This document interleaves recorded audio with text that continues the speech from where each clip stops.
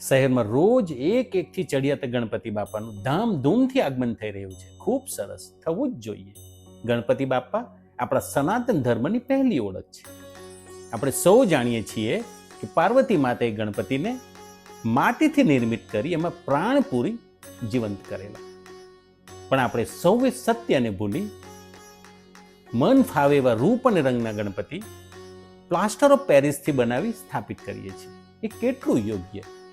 શહેર અને સોસાયટી માટે વટ પડી ગયો. પણ ઉત્સવના ધાર્મિક અને આધ્યાત્મિક મૂલ્યનું શું? પર્યાવરણનું શું? સરકાર આ બાબતે કશું કહેવા માંગતી નથી, કારણ કે આપણે નારાજ થઈ જઈએ તો મત નહીં આપીએ.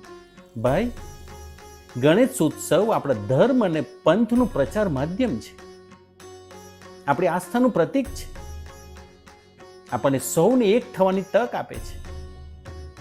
પણ એ કોઈ શક્તિ પ્રદર્શન કે હરીફાઈ કરવાનું સાધન નથી.